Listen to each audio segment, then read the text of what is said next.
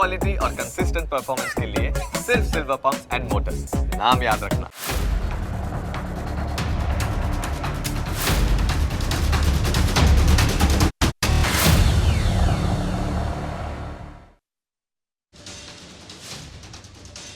નમસ્કાર, હું Janak Dave. Full stop news analysis પ્રોગ્રામમાં આપનું સ્વાગત છે. તમને અસર કરતા સમાચારનું અમે સરળ ભાષામાં સચોટ રીતે કરીશું છણાવટ. આ એનાલિસિસ 360 ડિગ્રી હશે, જેનાથી મહત્ત્વના મુદ્દાઓને લગતા દરેક સવાલ પર હવે પછી મુકાશે ફૂલ સ્ટોપ.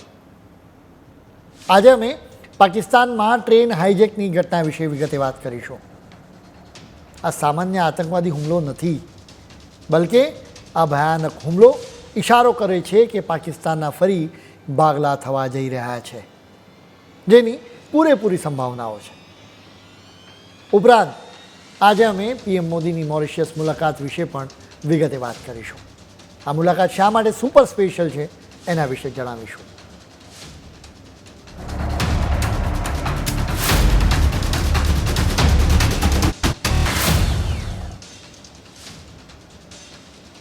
આપણા પાડોશી દેશ પાકિસ્તાનમાં અત્યારે ખળભળાટ મચી ગયો છે. ભારતના ટુકડે ટુકડે કરવા માટે પાકિસ્તાને મિશન ચલાવ્યું, જેના માટે પાકિસ્તાને પોતાની ધરતી પર આતંકની ફેક્ટરીઓ શરૂ કરી દીધી, જ્યાં તેણે ઝેરી સાપોને ઉછેર્યા છે. હવે આવા જ ઝેરી સાપો પાકિસ્તાનીઓના જીવ લઈ રહ્યા છે. જોકે ભારત તો અખંડ રહ્યું છે અને હંમેશા રહેશે. આવા ઝેરી સાપોના કારણે જ પાકિસ્તાનના ભાગલા પડી જાય એની ગેરંટી છે.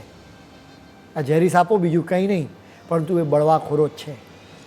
તેમણે પાકિસ્તાનની આર્મીને એની હેસિયત બતાવી દીધી છે. આ બળવાખોરોએ પાકિસ્તાનના બલુચિસ્તાનના બોલન જિલ્લામાં જાફર એક્સપ્રેસ ટ્રેનને હાઈજેક કરી દીધી હતી. એ સમયે આ ટ્રેનના 9 કોચમાં 400 જેટલા પેસેન્જર્સ હતા. આ ટ્રેન મંગળવારે ક્વેટાથી પેશાવર જઈ રહી હતી. એ સમયે બળવાખોરો ત્રાટક્યા. તેમણે ટ્રેનના મુસાફરોને બંધક બનાવી દીધા. આ આતંકવાદીઓએ સૌથી પહેલાં રેલવે ટ્રેક પર બોમ્બ ફેંક્યો. ટ્રેક ઉડાડ્યા બાદ અંધાધૂંધ ફાયરિંગ કર્યું. તેઓ ટ્રેનમાં ઘૂસી ગયા. તેમણે ડ્રાઈવરને ઈજા કરી. આખી ટ્રેનને હાઈજેક કરી લીધી. એક ટનલના બરાબર પહેલાં આ ટ્રેનની અહીંયા ઊભી રહી હતી. અફઘાનિસ્તાન ઈરાનની બોર્ડર નજીકના એક અંતરિયાળ પર્વતીય વિસ્તારમાં આ ટ્રેન ઊભી રહી ગઈ હતી. આ હુમલાથી વધુ એક વખત પાકિસ્તાનની ફજેતી થઈ છે. એટલું જ નહીં, સ્થિતિ પર કંટ્રોલ લાવતા પણ પાકિસ્તાની સેનાને ખાસ્સી વાર લાગી. સેનાએ રેસ્ક્યુ ઓપરેશન શરૂ કર્યું.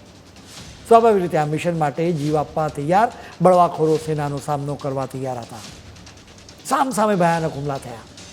ગોળીબારથી આ વિસ્તાર ધંધણી ઉઠ્યો. અનેક સૈનિકોના મોત થયા. સત્તાવાર રીતે કહેવામાં આવ્યું છે કે આ સામસામે ફાયરિંગમાં 30 જેટલા સૈનિકોના મોત થયા.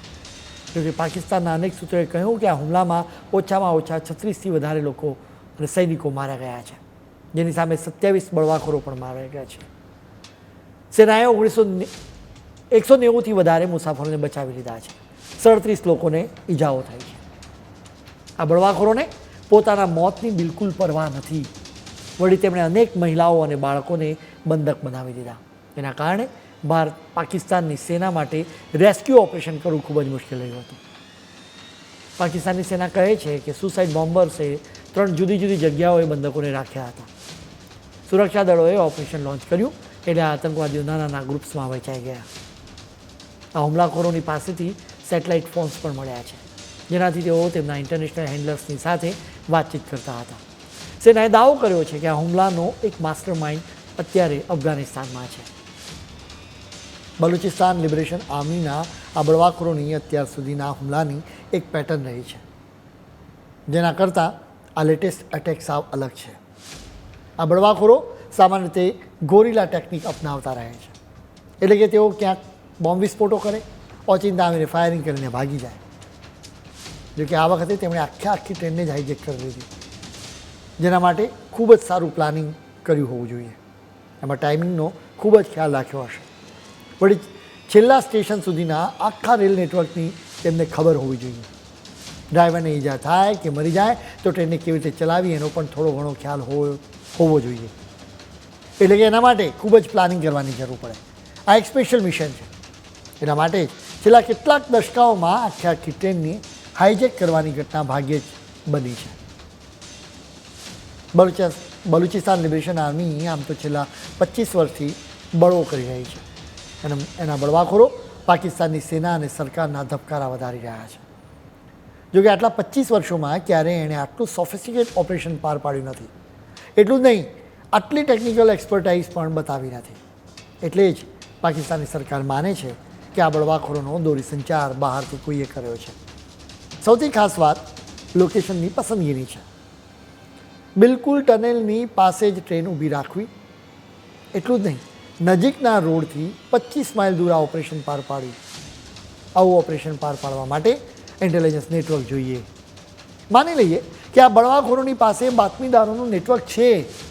જોકે પાકિસ્તાનની સેનાના અધિકારીઓ કહી રહ્યા છે કે આવા ઓપરેશનને પાર પાડવા માટે કોમ્યુનિકેશન સિગ્નલ્સને આંતરવા પડે. રિયલ ટાઈમમાં ટ્રેનમાં સુરક્ષાની વ્યવસ્થા અને એના શેડ્યુલની માહિતી મેળવવી પડે, જેના માટેના રેલવેના નેટવર્કને આંતરવું પડે. એટલું જ નહીં, પાકિસ્તાનની સેનાના નેટવર્કને પણ આંતરવું પડે, જેથી ખ્યાલ આવે કે તેઓ ક્યારે અને કેવી રીતે એક્શન મોડમાં આવશે. સેનાના અધિકારીઓ આવી હકીકતો આપીને કહેવા ઈચ્છે છે કે વિદેશી તાકાતોએ આ કાવતરું ઘડ્યું છે.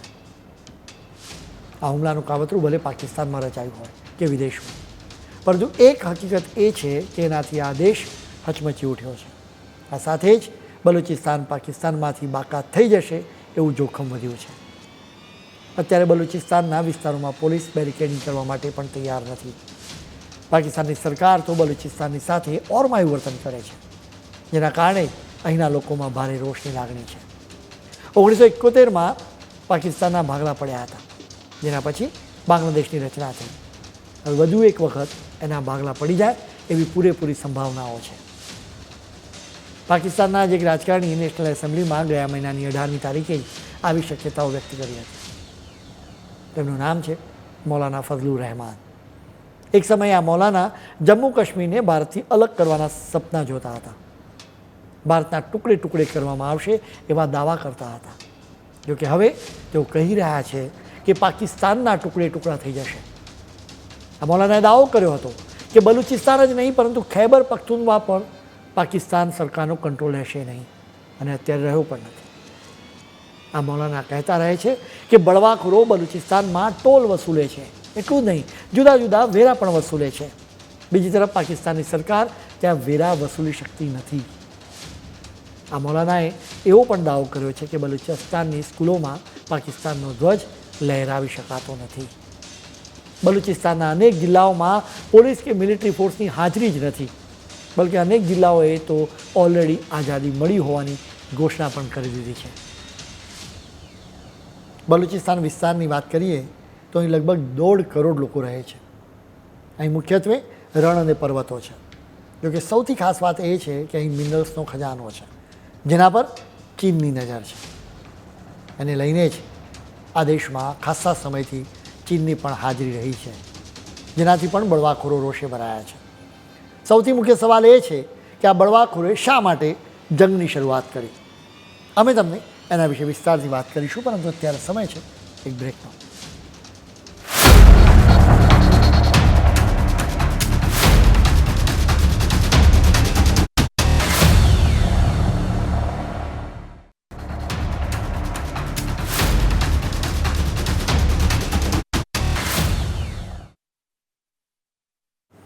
બ્રેક બાદ આપનું સ્વાગત છે.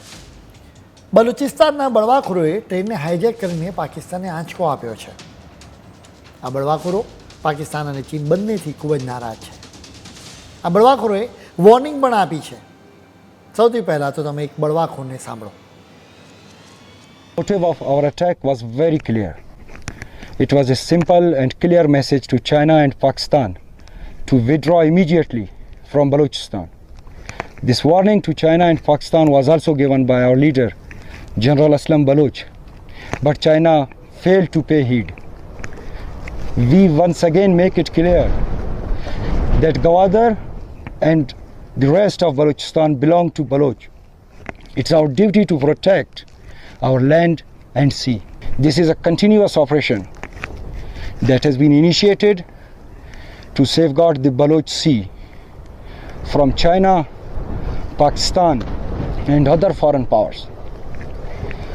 China, you came here without our consent, supported our enemies, helped Pakistani military in wiping our villages. But now it's our turn. Baloch Liberation Army guarantees you that CPAC will fail miserably on Baloch land. Baloch બળવાખોરે Pakistan અને ચીન બંનેને ધમકી આપી. હવે મુખ્ય કારણ જાણીએ કે પાકિસ્તાન અને ચીનથી બલુચિસ્તાનના લોકો કેમ અકળાયા છે. બલુચિસ્તાનમાં અત્યારની બળવાખોરીના મૂળિયા છેક ભારતના ભાગલા પડ્યા એ સમયથી છે. એ સમયે કલાત, ખારાન, લોસબુલા અને મકરાન એમ 4 ભાગ મળીને બલુચિસ્તાન બન્યું હતું. પાકિસ્તાન બન્યું એના એક દિવસ પછી કલાતે તો પોતાને સ્વતંત્ર દેશ જાહેર કરી દીધો હતો. એ સમયે મોહમ્મદ અલી જીનાએ કલાતમાં સેના મોકલી હતી. એ સમયથી જ કલાતના લોકો પાકિસ્તાનથી આઝાદ થવા માંગે છે. વખતો વખત આઝાદી માટે માંગણી કરવામાં આવે છે. 1971માં બલુચિસ્તાનમાં આઝાદીના નારા લાગ્યા હતા. ભારત અને પાકિસ્તાનની વચ્ચે એ વર્ષે જોરદાર યુદ્ધ ચાલ્યું હતું. એ સમયે બલુચિસ્તાનની આઝાદી માટે ક્વેટામાં મોટી રેલી નીકળી હતી. આશ્ચર્યજનક વાત એ છે કે આ રેલીમાં ઇન્દિરા ગાંધી અને જનરલ જગજીતસિંહની પ્રશંસા કરતા નારા લગાવવામાં આવ્યા હતા. બલુચિસ્તાન આંદોલનના ઇતિહાસમાં નવાબ અકબર ખાન બુગટી એક મોટું નામ છે. 2005માં બુગટીએ માંગણી કરી હતી કે બલુચિસ્તાનના કુદરતી સંસાધનો પર સ્થાનિક લોકોનો જ કંટ્રોલ હોય. એ સમયના સરમુખત્યાર પરવેઝ મુશર્રફે આ માંગણી ફગાવી દીધી હતી. એક તબક્કે પાકિસ્તાનની સેના અને બુગટીની વચ્ચે ઘર્ષણ વધ્યું એટલે પાકિસ્તાનની સેનાએ બુગટીની હત્યા કરી હતી. એના પછી જ બલુચ આંદોલન વધુ ઉગ્ર બન્યું. બલુચ બળવાખોરો મોટા ભાગે પાકિસ્તાનની સેના અને પોલીસને ટાર્ગેટ કરે છે. એક રીતે જોવા જઈએ તો પાકિસ્તાનમાં ખરી લડાઈ પંજાબ વિરુદ્ધ બાકી ભાગોની વચ્ચેની છે. પાકિસ્તાનની સેના, વહીવટીતંત્ર અને સરકારમાં પંજાબના લોકો જ અને એમનો જ દબદબો રહ્યો છે. આ પંજાબ એટલે કે પાકિસ્તાનનું પંજાબ. આ પંજાબીઓ બલુચિસ્તાનના લોકો પર ખૂબ જ અત્યાચારો કરી રહ્યા છે. પાકિસ્તાનની આર્મી ગમે ત્યારે અહીં આવે છે અને છોકરાઓને ઉઠાવી જતી રહે છે. આર્મી કોઈ પણ વ્યક્તિને ઉઠાવીને લઈ જાય છે. એ વ્યક્તિ જીવે છે કે મરે છે એના વિશે કોઈ માહિતી તેના પરિવારને ક્યારેય આપવામાં જ આવતી નથી. લોકો 10થી 20 વર્ષ સુધી ગાયબ રહે છે. સૌથી ખરાબ હાલત બલુચિસ્તાનની મહિલાઓની થાય છે. યુવાનોની જેમ આ મહિલાઓને પણ સેના અને પોલીસ કિડનેપ કરી લે છે. આ મહિલાઓને નાઝી સ્ટાઇલના કેમ્પમાં લઈ જવામાં આવે છે જ્યાં પાકિસ્તાની સેના તેમનું શારીરિક શોષણ કરે છે. ઘરોમાંથી આખા પરિવારને પકડીને લઈ જવામાં આવે છે. એટલું જ નહીં, સ્કૂલમાંથી શિક્ષિકાને ઉઠાવીને લઈ જવામાં આવે. આવી સ્થિતિમાં બલુચિસ્તાનના લોકોનું લોહી ઉકળે એ સ્વાભાવિક છે. આવા અત્યાચારોના કારણે બલુચિસ્તાનના લોકો રસ્તાઓ પર ઉમટી પડે છે. જોકે એનું કોઈ પરિણામ આવતું નથી એટલે જ તેમણે હથિયારો ઉપાડવા પડ્યા છે. તેમને પાકિસ્તાનની સેના સિવાય ચીનની સામે પણ રોષ છે, જેના મુખ્ય 2 કારણો છે. એક તો બલુચિસ્તાનના લોકો પર અત્યાચારો કરવા માટે ચીન પાકિસ્તાનને મદદ કરી રહ્યું છે. બીજું કારણ એ છે કે બલુચિસ્તાન પ્રાંતમાંથી જ ચાઇના પાકિસ્તાન ઇકોનોમિક કોરિડોર પસાર થાય છે. આ જ કારણે બલુચ બળવાખોરો ચીનના નાગરિકોને પણ ટાર્ગેટ કરી રહ્યા છે. બલુચિસ્તાનના લોકો માને છે કે ચીન તેમના પ્રાંતના કુદરતી સંસાધનોનું આડેધડ દોહન કરશે. બલુચિસ્તાનમાં સોના, હીરા, ચાંદી, કોપર અને અન્ય ધાતુઓના ભંડારો છે. એ સિવાય અહીં નેચરલ ગેસ અને તેલનો પણ ભંડાર છે. બલુચિસ્તાન જ નહીં પરંતુ ગિલગિટ બાલ્ટિસ્તાન અને પીઓકેના લોકો પણ બલુચિસ્તાનથી અલગ થવા ઈચ્છે છે. પાકિસ્તાન જેટલું પોતાના આંતરિક મામલાઓમાં ગૂંચવાયેલું રહેશે એટલું જ ભારત માટે સારું છે.